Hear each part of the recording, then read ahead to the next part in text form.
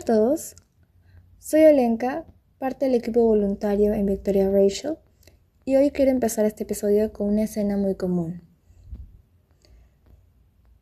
Un niño que baja la mirada cuando algo le molesta. Una niña que dice no pasa nada, aunque claramente sí pasa. Un adolescente que responde con silencio cuando le preguntan cómo está. Un adulto que piensa muchas cosas pero prefiere callar para evitar problemas.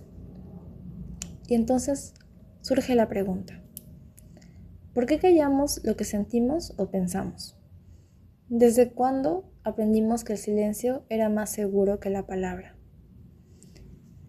Como recordamos, en el episodio anterior hablamos de la importancia de expresar emociones, pero hoy vamos a detenernos en el otro lado de la moneda.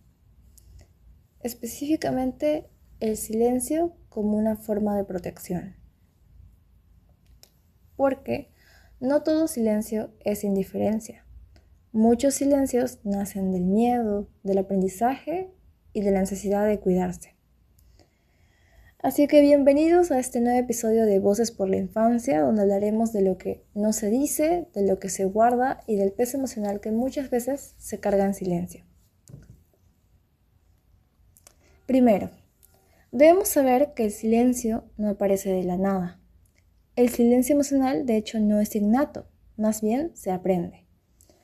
Aprendemos a callar cuando, por ejemplo, hablar trae consecuencias negativas, cuando expresar emociones genera conflicto, cuando nadie escucha o valida, cuando sentimos que decir la verdad puede romper vínculos. Es por ello que muchos niños aprenden muy temprano que es mejor callar que incomodar, que es más seguro adaptarse que expresar. Y así el silencio empieza a cumplir una función. La función de proteger. Protegerse del rechazo, protegerse del castigo, protegerse del abandono. Desde la psicología entendemos que el silencio puede ser un mecanismo de defensa, ¿no? Una estrategia para poder sobrevivir emocionalmente en contextos donde a veces no hay una suficiente seguridad afectiva. Es decir, que el silencio nos sirve para protegernos, ¿no? Nos funciona como un arma de defensa justamente en donde no nos sentimos seguros. Es por ello que surge el miedo a decir lo que pensamos, ya que decir lo que pensamos implica riesgo de no ser aceptados, riesgo de decepcionar, riesgo de ser juzgados. En la infancia, este miedo se intensifica porque creemos que los adultos tienen mucho más poder, porque le damos mucha superioridad a los vínculos, los consideramos vitales. También existe mucha dependencia emocional. Entonces, aquí es donde surge el problema, en donde un niño no solamente calla porque quiere, sino calla porque necesita sentirse seguro. Cuando aparecen estas frases como no hables así, eso no se dice, no exageres, mejor cállate. Estas frases se repiten constantemente y el mensaje que se interioriza es claro. Lo que pienso puede ser peligroso. Y este mensaje aprendido se arrastra a la adolescencia y a la adultez. Es aquí cuando nosotros como adolescentes o adultos hemos aprendido a cargar con lo que no se dice, ya que el silencio no elimina lo que sentimos o pensamos, solamente lo acumula. Lo no dicho se convierte en tensión corporal, ansiedad, tristeza persistente, enojo contenido, esta sensación de soledad emocional. Sobre todo este estado de vulnerabilidad en donde sentimos que nadie nos puede comprender y que estamos solos en esto. Por ejemplo, en los niños esto se puede manifestar como retraimiento, conductas de evitamiento, también somatizaciones, que es la liberación a través del cuerpo, porque aquello que no se puede decir se ve somatizado por el cuerpo. Aquellas dificultades para expresarse, ¿no?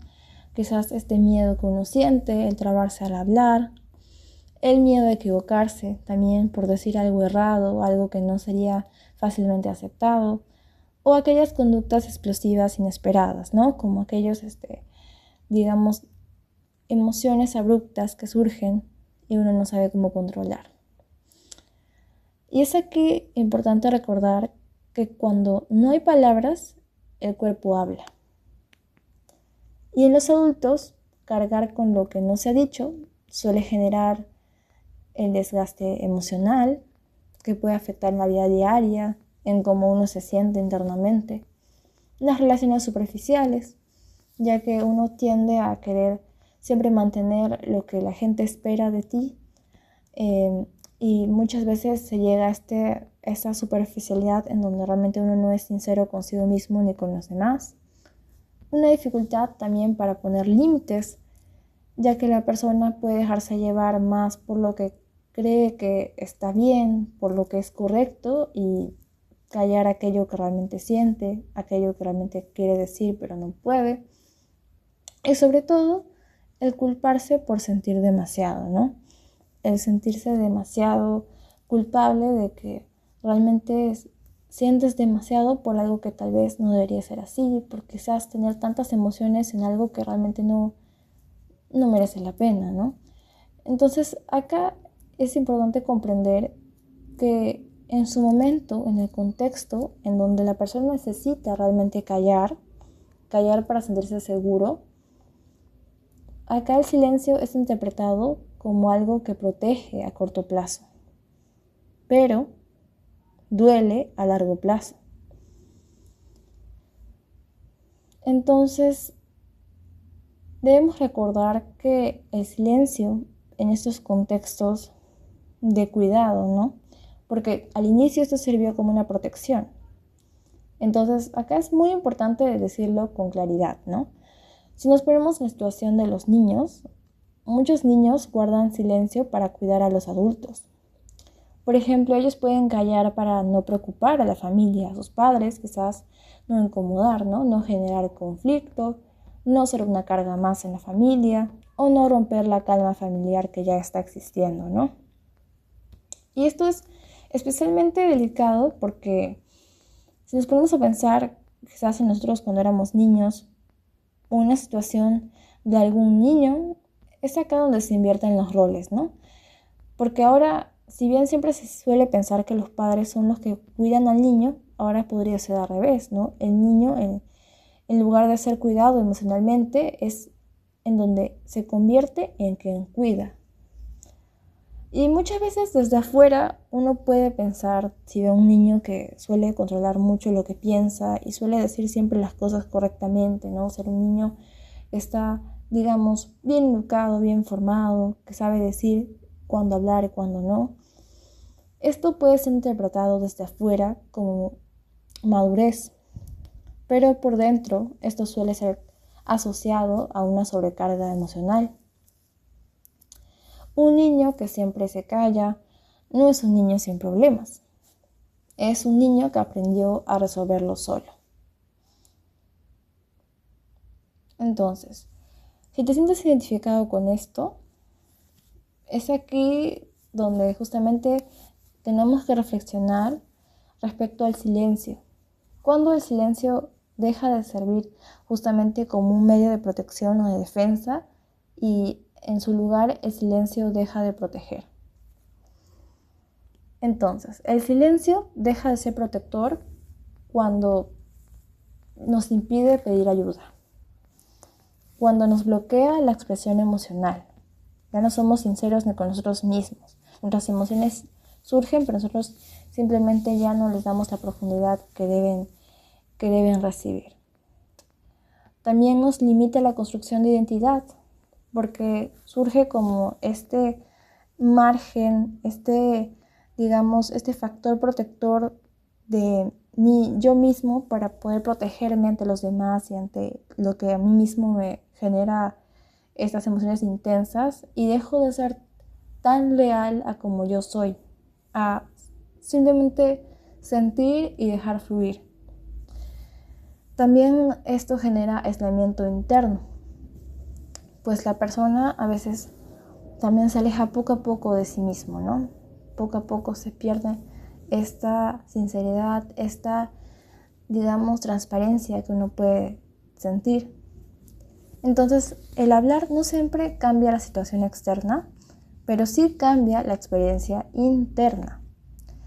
Nombrar lo que pensamos y sentimos nos ordena la mente, nos alivia la carga, nos hace sentir más acompañados y nos devuelve la sensación de existencia emocional. Y es aquí donde el rol del adulto es clave. Es importante siempre acompañar a nuestros niños que se sienten a veces muy vulnerados y no saben qué decir, pero basta con una mirada para darnos cuenta que quizás algo está pasando. Entonces siempre tener esta apertura a poder escuchar, a poder observar, a poder captar y a dar esta confianza sobre todo de que no tienen por qué cargar con todo esto solos. Porque a veces uno siente querer la necesidad de poder defenderse a sí mismo y a veces esto no se puede. Entonces aquí cuando necesitan ayuda.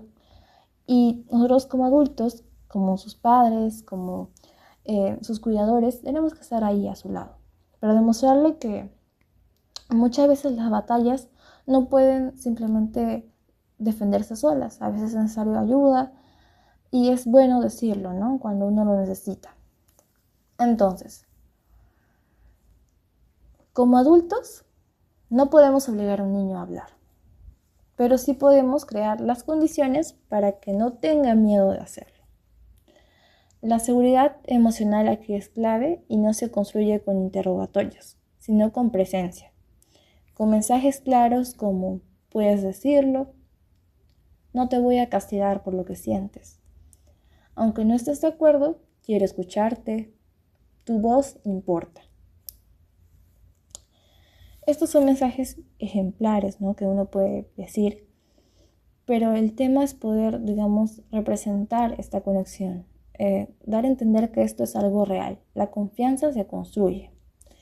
Entonces, cuando un niño siente que hablar no lo pone en peligro, el silencio ya no es su única defensa. Y esto también debe aplicar para nosotros como adultos y debemos preguntarnos hoy día, ¿qué estoy callando para no incomodar? ¿Qué cargo solo por miedo a decirlo? A veces no se necesita un consejo, solo alguien que te diga, te escucho, lo que sientes me importa. Recordemos que el hablar libera, el nombrar alivia y ser escuchado repara. Por eso, si este episodio resonó contigo, compártelo con madres, padres, docentes o cuidadores. Yo soy Olenka y esto fue Voces por la Infancia, un espacio de Victoria Rachel donde cada voz construye esperanza. Gracias por escuchar y hasta el próximo episodio.